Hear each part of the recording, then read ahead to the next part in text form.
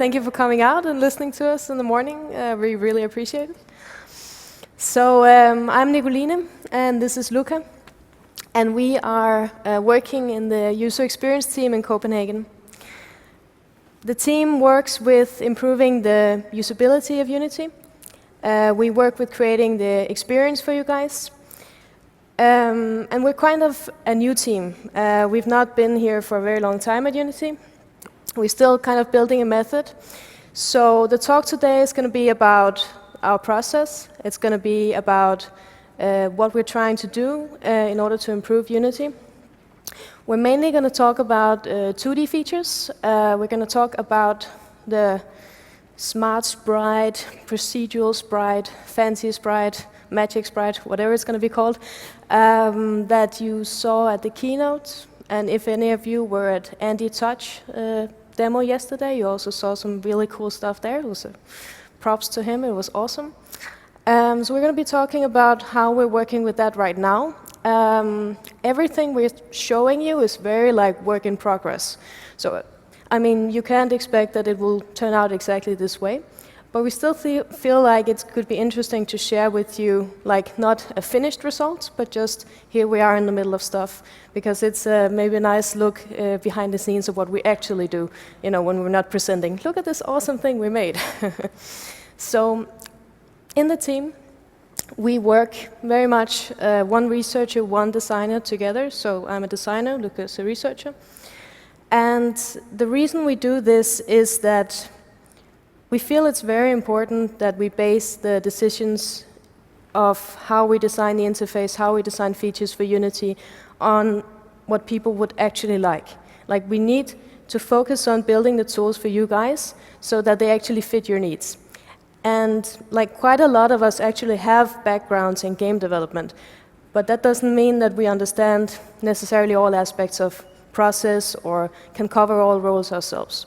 So we do quite a lot of research. We do quite a lot of trying to reach out to you, trying to get feedback, trying to understand what you're working on and what you need. And then trying to funnel that into our design is a big job, but it's a very, very interesting challenge for us. Yep.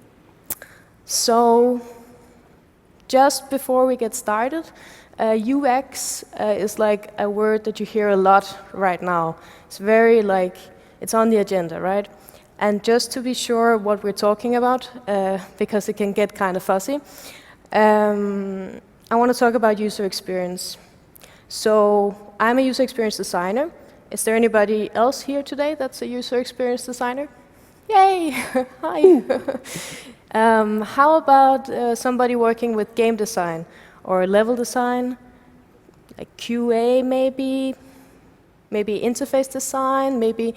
Like, I would make the argument, and this is my personal opinion, that if you're working with a part of your product, how a user can interact with it, like if at any point the user is touching the product, then that's part of the user experience.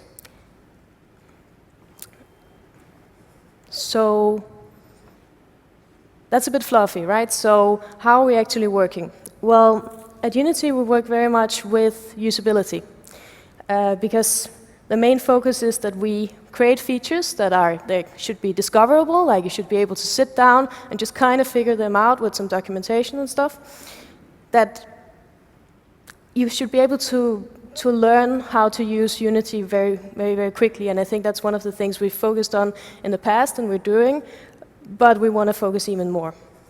And the way that we work with this is that we focus on the interactions. We also think about the emotional response people have to the interface, sometimes frustrated, sometimes happy. It's always interesting to observe. And of course, the aesthetics. So Luca's going to take us through some process. Yep.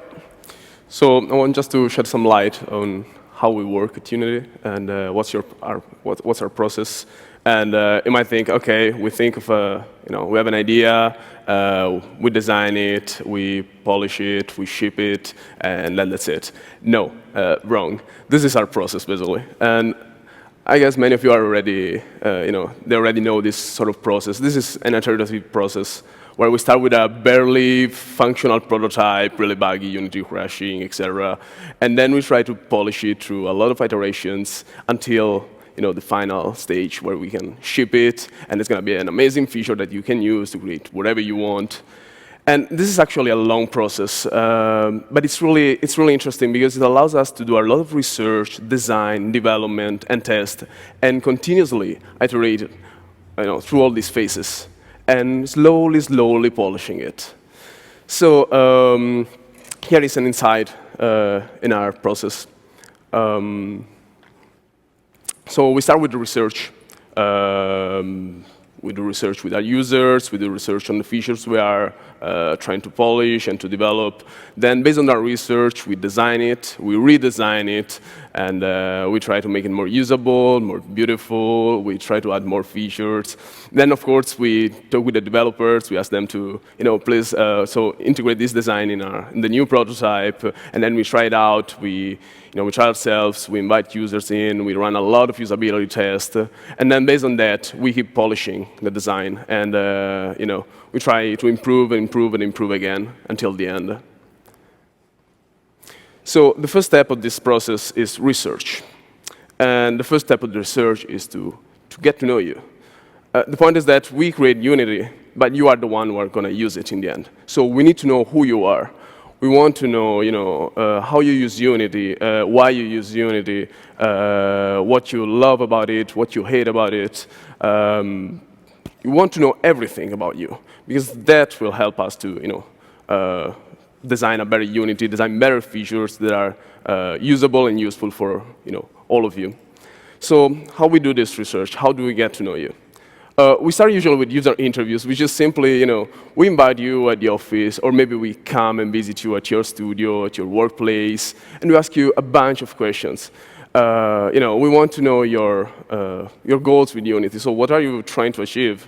What are your problems? What are your pain points? What you love about Unity, what you hate about Unity. But we also want to know, other things. We want to know you as a person.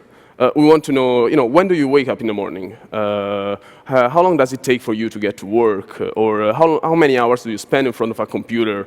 Hobbies? All these sort of things. And I know this sounds a bit strange now, but it all makes sense because this is part of our research, and this is part of how we decide to move on in the design of Unity, how to develop new features. And yeah, Nicolina will talk a bit about it. Yeah, so we do all of these interviews, and we try to get to know people. But the next step is difficult, because what we basically got is a bunch of interviews with a lot of different people, expressing opinions, having different goals, having different ways of working with Unity. And of course, then the challenge becomes, and it's actually not a small challenge, how to analyze, how to understand this data, because we need to be able to communicate it to the developers and to use it ourselves for our design decisions. So the way we do this is that we create what we call personas. So for those of you who are maybe like a little bit fuzzy on this, persona is a fictional person, but it's based on the actual people that we're in contact with. And it's important to say it's not just based on the interviews that we have with some individuals. It's also based on statistics. It's also based on surveys that we send out. And of course, I mean, the interesting thing is that a persona can become this kind of representative of a larger group of people. So that we try to cluster, information so that we try to create groupings of people, understanding them, saying what do they have in common, where are they different. And then we create these kind of fictional people that represent the groups. So, because it's really important for us, like, how do we prioritize in the right way? We need to make the right decisions, we need to build the right tools for you guys, and this sometimes involves understanding people that are very different from yourself. And spending the time to really get into the mindsets of people, their problems, their worlds, their lives, really helps us because we feel like the goal for us, and I think you can argue that we're not really there yet, but the goal should be that all types of game professionals should be at home when they open Unity. So this is all a bit fluffy. This is all a bit like, huh, what's that? So I have an example here. It's very much a work in progress, this persona project that we're working on. But this is Tomas. He's a gameplay programmer. And Tomas' story is that he comes from Poland and he moves to England in order to study game design and in order to create games. So he's really passionate. It's his life dream, and it really drives him to actually root up his life and go somewhere else. As a professional, he enjoys using Unity because he can very quickly prototype out gameplay. So that's the main thing for him when he's picking Unity over something else. But of course, Tomas also has problems. Who doesn't? And for him and his company, it's about user acquisition. Because they're a small mobile company, and they feel kind of pushed out by bigger companies that have a lot more money to throw into getting people to play the game.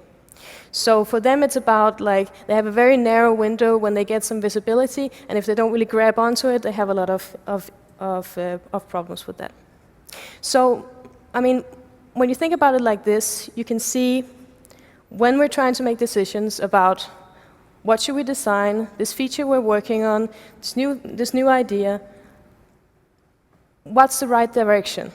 It really helps to have people like this in mind, also because we've interviewed the people that are the basis of them. So when I'm thinking about him, I'm thinking about all the people that I spoke to that are experiencing these things. So in order to make all of this a little bit more thought through, in order to make all of this a little bit more usable, we try to map out the personas. We try to say we have some parameters that we want to cover. These are just a few of them. There are many.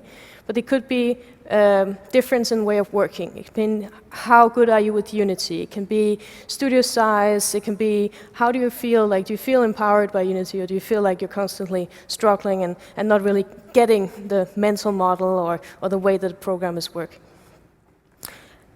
And what we do with the personas, here we just have two as an example, is that we map them out on these parameters so we can compare them and see, are we covering all of these ways of thinking and ways of using Unity.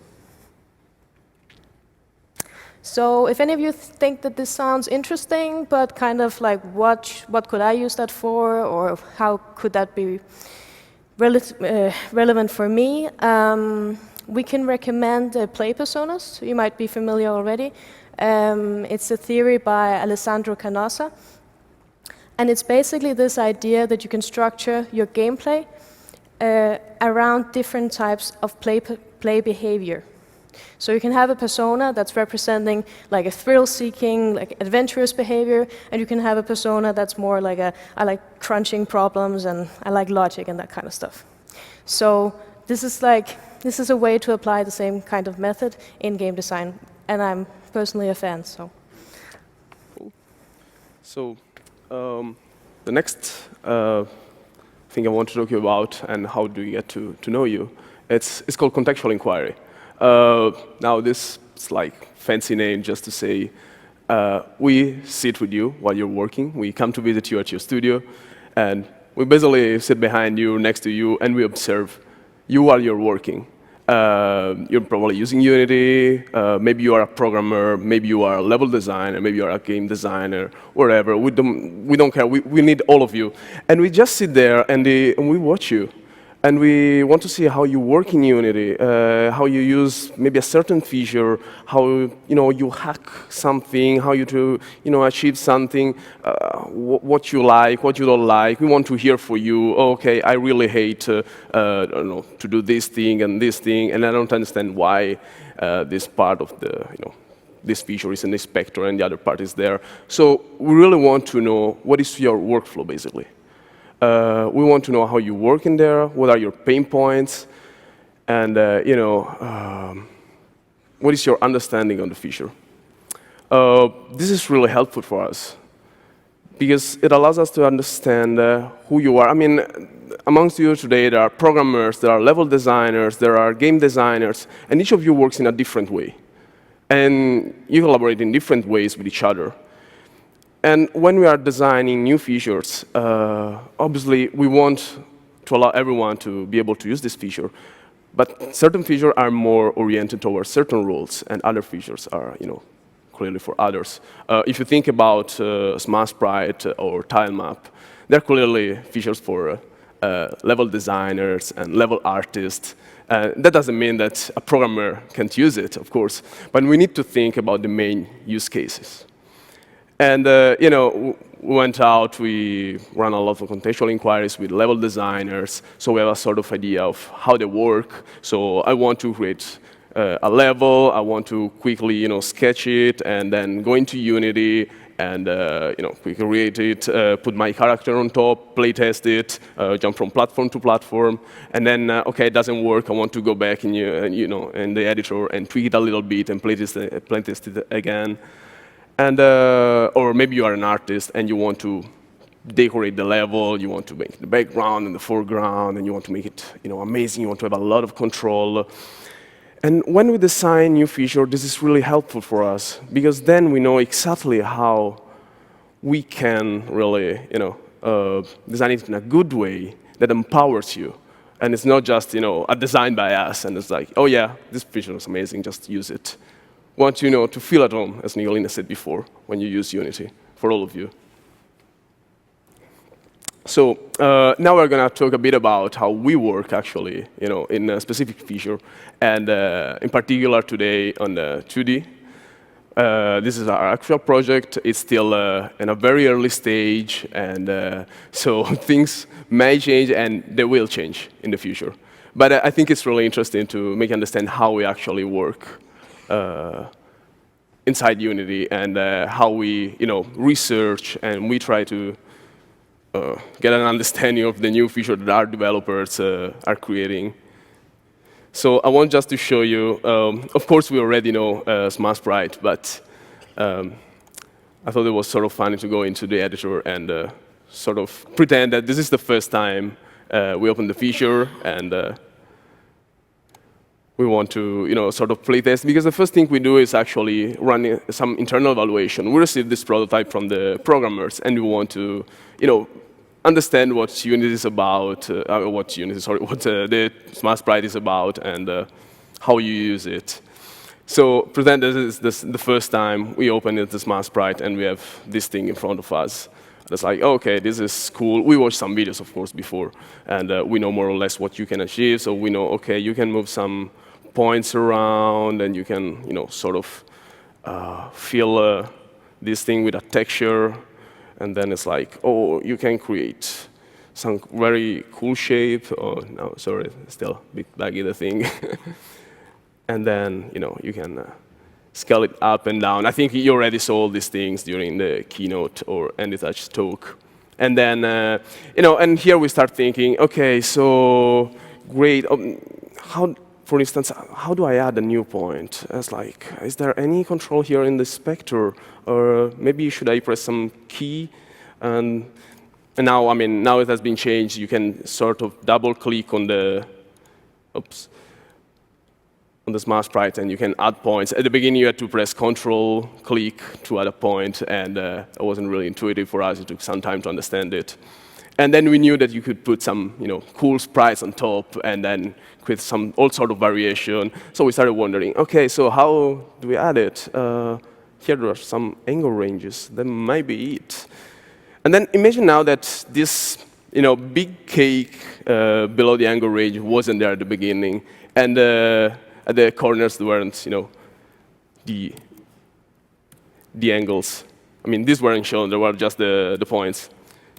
So it was really tricky for us, and we were spending a lot of time, trying to draw these sort of angles on paper and trying to understand. So if I press this button, I can add a sprite, apparently, and then I had to decide on some angle. So if I input, 0 to 90, the sprite is going to be applied here. So how the angle ranger works, it goes from 0 to 90, and then to minus. And so we started thinking, okay, wow. And here is where the user roles I was talking about before comes really handy. It's like, this is a tool for artists, for designers. And they probably don't want to use a lot of numbers and to think about angles and all these sort of things. They probably want to have some more visual interface, something that is easily understandable. And I think that might be the same for all of you, even programmers. I think they would rather prefer to have some sort of visual interface. And this is not cute at all, not yet, and probably will change completely. But we sort of thought about these things.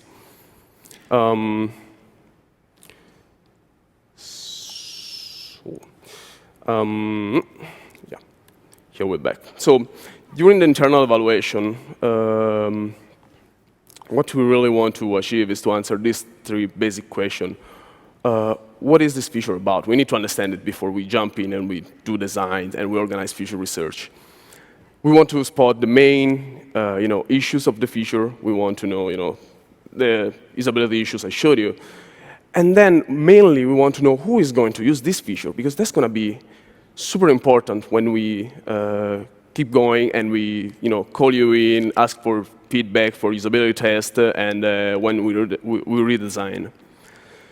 So it's important to keep in mind that we are not the users. Again, this is really, really, really important. I'm designing Unity, I'm researching at Unity, but I'm not the final user. You are. So we need your feedback. So what we do after we run this internal evaluation, we call you in, we set up some task, we do user testing, and I guess all of you are familiar with user testing and doing usability. You test your games, your software, your app, wherever you're working on. And our preferred method is actually a think aloud test, which is simply we explain the user what is going to try, what is going to work on, and we set up some sort of task. So for the Smart Sprite, for instance, create this level, try to make something sort of organic and do this and that, and then we sit next to them and we ask them to think out loud, to tell us their thoughts, what they're thinking, why they are doing this, and why they're doing that, and all sort of things. We want to understand what you're thinking while you're using these features. And this is really simple techniques that I guess many of you already used. If you didn't, just do that because it's super useful. And the reason we test with you, and it's not just about us, designing something, is because sometimes we lose focus, right? In the first times we were testing Smart Sprite, we were just focusing on the Smart Sprite and this kind of issues like angles and stuff. And then someone came in and was like, okay, this feature is really cool. But actually, can you snap to Smart Sprite together? Do you have a grid where can you snap points? And if I really have to set up rules during the level design process, can I do that? I'm like, oh, we can't. And this is a problem, common to the whole 2D area. And it was really great to hear that, because we are so focused on Smart Sprite that we didn't think about other problems and realized that Smart Sprite is a great tool. But if you cannot use it in a real production, if you want to set up a really good pipeline, that's a problem. And so that's also why you should always, get good users and have them to test, because they will spot all sort of problems and sometimes things that you haven't thought about at first. These are kind of obvious problems, but still, sometimes you will lose focus, and we need you. So, yep. Some just tips. I guess all of you know how to run a usability test, user test. But just to be sure, always listen. Don't start arguing. Oh, why you don't like my feature? Oh, why? It's like, just listen to them. Ask questions, open questions like, oh, why are you doing that? Oh, so why you don't like that? How would you do that? And be patient. Things that you think can be really, really easy are just taking hours for people. And it's just, how can you do that? Why? But yeah, that's normal. And yeah, don't put pressure on them. It's like you're testing your system, your software, your game, your application, whatever. You're not testing the users. And sometimes they're really, oh my God, I'm not good enough. I'm really panicking. And so just make sure there it is. And please, don't invite your mom. Don't invite your friends. It's like, okay, it's fine if they appreciate your game or whatever you're working on, but they're not really your target audience. So try to get the right people. Again, try to understand what the users who are going to use your game, for instance. Don't just try with random people you find on the street without any sense. And don't ask, oh, do you like the game? That's like sounds threatening. And people will obviously say yes. No one will ever tell you, oh no, your game sucks, I don't like it. Just please stop it. So just don't ask that kind of question. Don't tell too much, of course. So if they cannot solve a task, just go to the next one, and you can explain how to do certain things at the end. Don't be mean. Don't try to create something. Oh, please try to kill this 3 trillion HP monster at the first try and stuff like that. I mean, that doesn't make any sense. And the people will just get pissed off probably, and you will not get any good data out of it. And don't judge them. People are the first time trying something. Sometimes they're just a bit nervous, so it might take more time for them to solve some task. So just stay there, listen to them, and be patient. Yeah, that's basically it.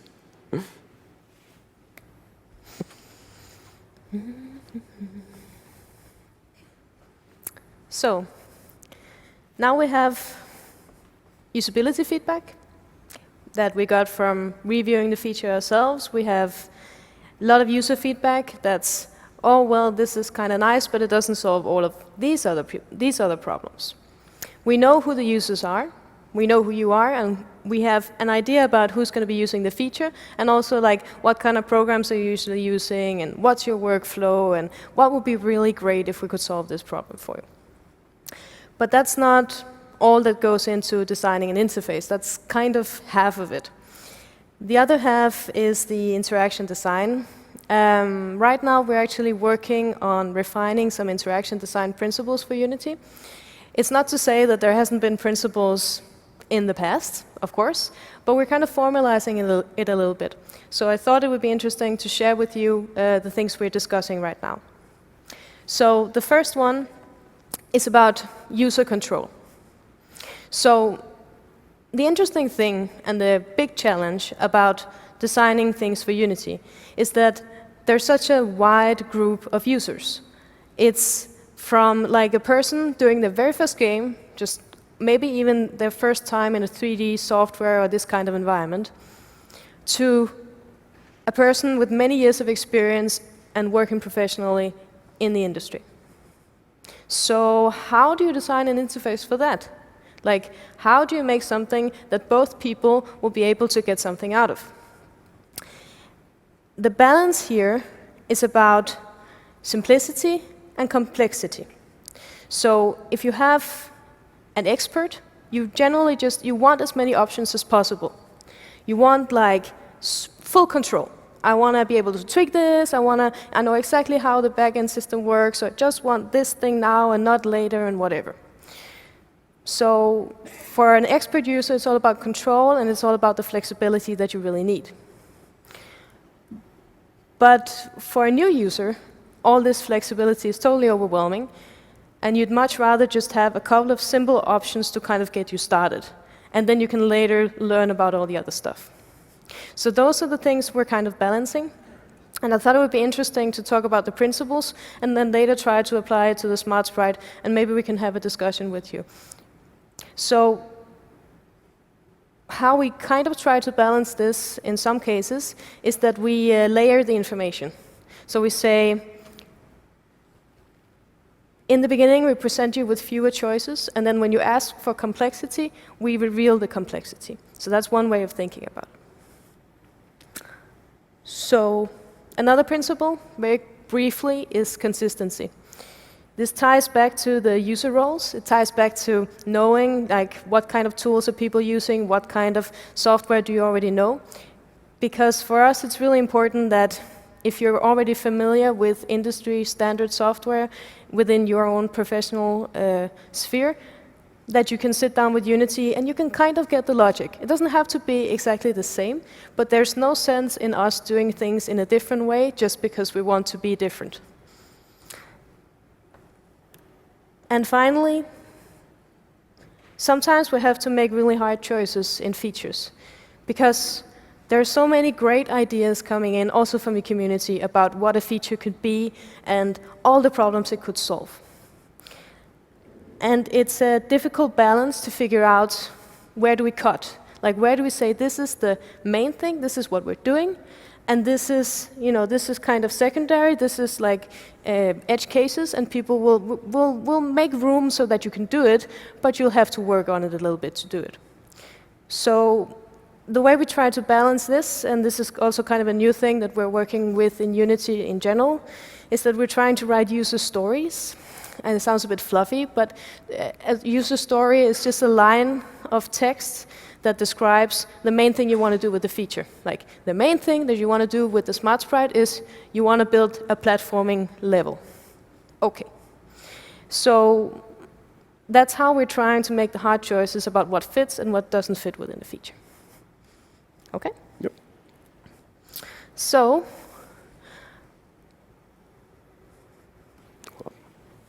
Yours. thanks. Now I'm going to try a little experiment, and you're going to have to bear with me if it doesn't work super well. So I thought it would be interesting to try to apply the principles together, or show you how we work with them to the Smart Sprite. So when you have the Smart Sprite, the way it was kind of originally designed and originally intended is that it's based on this kind of angle range system. So we're talking about angles, and we're talking about how, if you have the Smart Sprite guy, it's like a spline, some points. And what you want to do is you want to control what goes like on the different parts of the spline. Because the great thing about, if we manage to make this tool really well, is that you'll be able to just kind of set up and say, this is a icy cavern level, so I want like some icy gliding stuff, and I want a cave here, and I want like these rocks to go on this, so whenever I have a slope, it's rocks, and whenever I have a straight place, it may be ice, because, water's gathered there, so that's icy or whatever. And you want to just set it up so that you can do that once, and then using vector tools, you can just draw the level, and then you can, whenever you move a point, Unity just updates and says, oh, now it's a rock. So that's great, but how do you control that? So the initial idea was to use this kind of angle system, where you say, you look at angles in a kind of range way. So you think about angles as a range from one to another. And you say, okay, so here maybe I have like a line here, and this is like roughly maybe here. Right?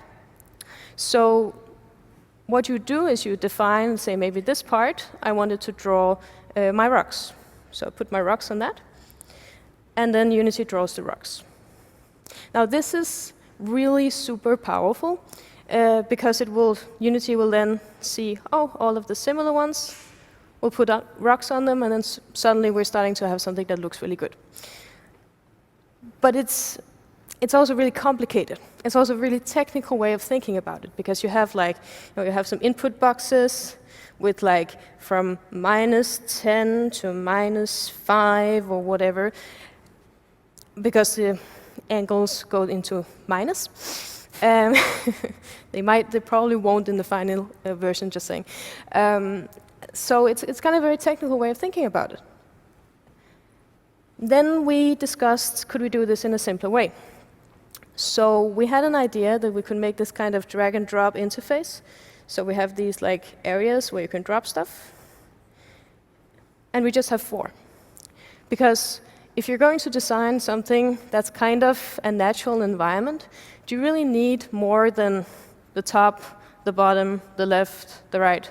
Like do you really need of course you want to add variations. So you want to like have 20 different types of rocks for the slopes, right? But you really need more than that. It's a big question. And that's what we're trying to figure out by researching and talking to studios. So please let us know if you have a feeling about this, what you want. Please let us know. So anyways, so that was the idea, that we could, you have your sprite, drag it in, and then Unity just thinks, oh, all the ones that are kind of this, they'll get that sprite. Now, going back to what I talked about before about user control. This is a really good example of this kind of dynamic or this kind of decision that we have to make. Because, for the first solution, first solution, you have a lot of control, and you'll be able to say, I just want a range that's like this, or a range that's just like this, or like this. So like really a lot of control, right? But you also have a really complicated way of thinking about it. And maybe you don't actually need the control. And for the second solution, you have like something, I look at that, I have a history of doing art and stuff for games. I look at that and I think, oh, yeah, I can just put this there and there and there, and I just think, oh, this is nice, right? I can understand this. But it's not like, it doesn't scale. Like, when we're talking about this thing with the beginners or the experts or the more technical and the less technical people who all have to kind of coexist in our little crazy environment, the first solution can really scale. Like, you can really have a lot of control there. And the second solution, it might be nice, it might be a good interface for it, and it might be like a good way of thinking about it for like a beginner, but you can't really do very advanced stuff with it. So this is the first decision that we've made so far. But that doesn't mean that we can't think about all of this stuff. I'm just going to draw these again so we remember what we're talking about. So it doesn't mean that we can't like think about the logic of this and maybe apply it to the interface. So actually what we've been discussing is maybe when we have our inspector, like, oh, a bit slow. We have our inspector, and we have our smart sprite. Want to set up the angles, fine. Maybe we can have, when you start up the thing, that it's already, like it shows you, kind of on a pie chart. Love pie charts. It shows you already 4 ranges. So it's already set up. It's like a draggable interface, so you don't really have to worry about the the numbers and all that. If you don't want to, you can just like adjust it, drag it around. And further point, what if we show inside the inspector like the actual sprites that it's going to draw? So I can see inside my inspector, okay, this is what this is going to do, this is what this is going to do. So that's a way of kind of taking, okay, so we get that there's something cool about just having maybe like 4 things. Maybe that's a main thing for most people. So can we just, if we set it up like that from the beginning, and we make it like, as I say, we hide the complexity a little bit. Like, for the first step is it's kind of simple, you understand it. And the second step, you can expose all the stuff you can see, and you can, tweak it. If you want to create this really, really complicated, really, really like precise system for if you're doing maybe a big game or if you're doing something in particular with it. So yeah, so that's how we're thinking about the principles. That's kind of where we are in the process right now. I would like to also talk about consistency and use cases. So if you have questions later, we can shoot and we can talk back and forth about those. So this is just to show you kind of the progression. Because when I stand here and I'm drawing and I'm talking, it seems very much like, okay, so the designers at Unity, they're really running the shop, right? They're the ones, we make a prototype and we make a mock-up and we send it off and it gets made. It's not really like that. It's much more like we have a lot of very user experience-oriented, user-centered design-oriented developers at Unity. So it's very much like we get a prototype, we tell them what's wrong, they try to fix it, we try to make some mock-ups, we discuss with them. It's back and forth, and I think that's really the beauty of it, because you can't really design interactive products just by drawing things in Photoshop or whatever. And even if you have kind of an interactive program for doing it, it's not really the right thing. So we rely very much on working directly together with developers to get the prototypes, so we can actually test and see how it feels, because an idea might be nice, but it's always like how it's implemented, how it actually works, that matters the most. So, What's next? What's next? We are currently thinking very much about what the 2D environment in Unity should be like. I mean, traditionally, and I say this with a lot of pride, we've been very much about 3D, right? And 2D has like grown. It's become something that we're maturing into. We're trying to figure it out. And I think my own personal ambition is that when you work with 2D in Unity, is that it should feel native, right? It shouldn't feel like it's added on, or it's like a thing that we also do, or because 2D games are awesome, and we really want to support that. So what we're thinking very much about now, and what we would also like feedback from whoever is interested and whoever has things to say, is how can we move it to the next level? Like, how can we not just think about 2D as, okay, we have a 2D feature here and a 2D feature here, and we'll just, put it in the inspector and whatever. Like, how can we think in new ways about creating actually a nice workspace for you guys? Something that has, maybe it has a ruler, maybe it has guides, maybe it has snapping to grids, maybe it has, maybe there's all sorts of ideas that you guys have that you think, okay, this is actually really what we want to do with this. Like, this is actually, if it was like this, I would never even consider anything else. Yep. So, because, it speaks for itself. Yep. And you. We need your help. So we want your feedbacks. We want you to try these 2D features. Actually, I do remember the link Andy Touch gave yesterday. You can download these 2D features, Bitbucket somewhere. We will try to, put it somewhere. And there is a really, okay, now it's quite invisible, but thanks for feedbacks. And usually at the beginning there is sort of small red, no, it's green, right? Green button, and you access a survey where you can give feedbacks. You can write us. We have, reach out to us, and please tell us what you love and what you hate, what you would like. We really need all sort of feedbacks from you, because Unity is for you. So yeah. Yep. And then we have also a database you can sign up. So if you think, oh my God, I can't believe these guys are leaving now, I want to talk to them more, have so much feedback, or it's a range of stuff you can do. So you can sign up, say, I want to answer a survey sometime, or I want to come into an office and have an interview, or I can do a Skype thing. That's fine. You can watch me while I work for a little bit. That's not creepy at all.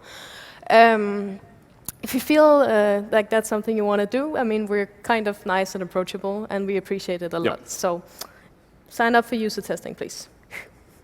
Yeah. And that's it. Thanks for listening.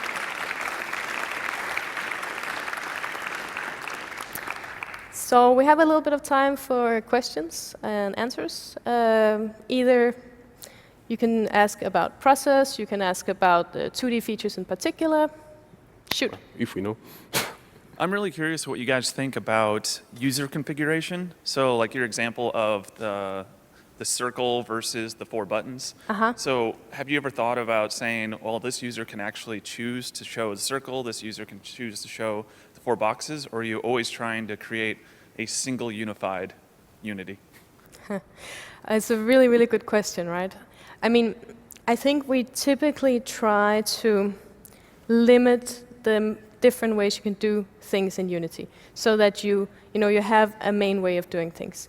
Because if people need to learn more than way of doing it, or it adds a lot of complexity.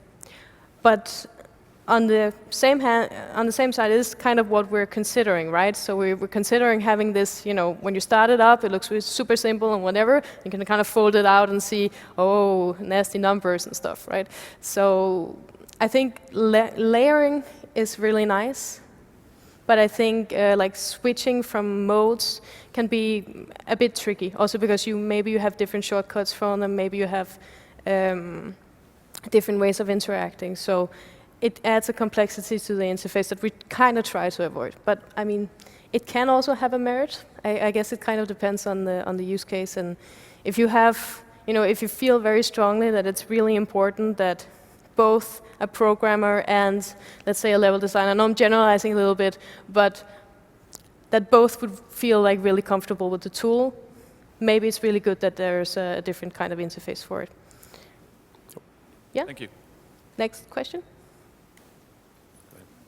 In terms of process, to what extent do you actually track metrics on how users are using Unity, and how do you incorporate that with the qualitative data you get from user research and interviews? That's a very good question. Well, actually, we are working a lot with metrics. They're still not completely out there. We're working towards it. So far, the quantitative data we gather is mostly through surveys and the user research database where you can sign up and we can keep track of this. We're working on also other kind of metrics, really in detail, but it's still a work in progress. So we are still not there yet, but it's going to be there eventually. And how do you use that data to inform design decisions? Basically, we try to empower what we see with, through observation or interviews, and then we try to, take this data and see if they match, or, if we need, and then, or we maybe base our research on quantitative data. So we decide, okay, we can see some trend here, so probably we need to research this area, and we need to, improve some things here and do more research. So it depends. It goes both ways, I would say. But yes. Either it empowers our own research, or it helps us to plan future research. In terms of tracking what users are actually doing, it's something that we're working on. So we're working on getting some nice analytics so we can see, people click this window and they went here, or how many times was this opened, or nobody ever uses this button, or this kind of stuff. It doesn't actually exist right now. That's one of the things we're pushing forward, is this kind of more data-driven approach to it, because it's not really been a part of what we have done at Unity before. Great, thanks a lot. Sure. Hey, another process question as well. I was wondering how you used personas after you had a prototype developed, if you used that to kind of frame your evaluation of the prototypes. Well, the persona project is very much a work in progress. So we have some ideas about how we're going to use it, but we're still defining that, and we're still learning about it. I think right now. I think it's important that personas are kind of used to guide the design, but not the only thing you use for validation. So I think eventually our process will be something like, we're going to continue to evolve the personas. They're not going to be like just, we make it once and then that's it, right? We're going to because the industry is evolving, and our roles in the industry is evolving. Yeah. So I think that there are several levels of personas. So there are personas that we use for high-level decisions. So we combine with other, data, and then we try, see where Unity, the direction where Unity is going, and these sort of things.